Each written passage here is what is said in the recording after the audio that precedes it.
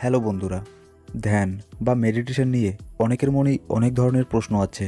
যেমন মেডিটেশন কিভাবে করতে হয়, মেডিটেশন করার বেনিফিটগুলো কি কি, অর্থাৎ মেডিটেশন করলে আপনার তাতে কী লাভ। এছাড়াও আরও নানান ধরনের কনফিউশন রয়েছে মেডিটেশনকে নিয়ে। এমনকি মেডিটেশনের উপরে কিছু মিথও আছে যেগুলো একদমই ভুল। আজকের ভিডিওতে আপনি জানতে পারবেন মেডিটেশন কী এবং কিভাবে করতে হয়, আর মেডিটেশন করলে কি হয়। তাহলে আজকের ভিডিওটা শেষ পর্যন্ত দেখতে থাকুন।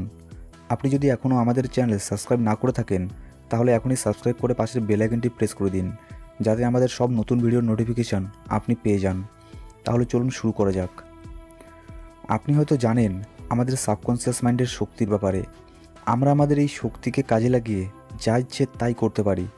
আমরা আমাদের স্বপ্নকে বাস্তবে পরিণত করতে পারি।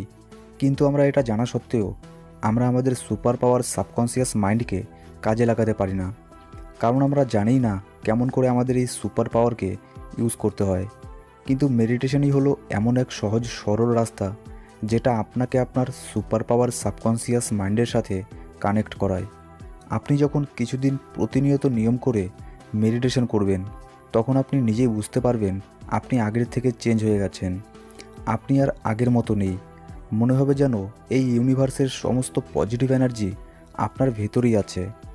মাত্র 5 মিনিটের মেডিটেশন আপনাকে টেনশন, স্ট্রেস থেকে মুক্তি দিতে পারে। আপনার কনফিডেন্স লেভেলকে এক ধাক্কায় অনেক উপরে নিয়ে যেতে পারে।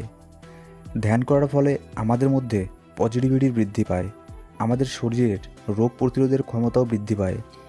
আপনি আপনার ইমোশনের উপরেও কন্ট্রোল করতে পারেন। যে কোনো কাজেই ফোকাস করার ক্ষমতা বৃদ্ধি পায়। মেডিটেশন করার ফলে আমাদের মন শান্ত হয়ে যায়, যার ফলে আমরা যে কোনো কাজকে সফলভাবে করতে পারি। ধ্যান করার ফলে আমরা আমাদের জীবনের উদ্দেশ্যকে জানতে পারি। অ্যাংজাইটি, ডিপ্রেশন প্রায় অনেক কমে যায়। এছাড়াও আরও প্রচুর বেনিফিট আছে মেডিটেশনের বেনিফিটের উপরে আমাদের চ্যানেলে একটা ভিডিও আপলোড করা আছে, যেখানে আমি আরও বিস্তারিতভাবে বলেছি মেডিটেশনের বেনিফিটগুলো কি কি। আপনি চাইলে সেই ভিডিওটাও দেখতে পারেন। মেডিটেশন করার আগে আমাদের জানতে হবে যে আমাদের মাইন্ড কিভাবে কাজ করে। আর যদি এটা আমরা একবার বুঝে যাই যে আমাদের মাইন্ড, অর্থাৎ হিউম্যান মাইন্ড কিভাবে কাজ করে, তাহলে আমাদের জন্য মেডিটেশন করা অনেক সহজ হয়ে যাবে।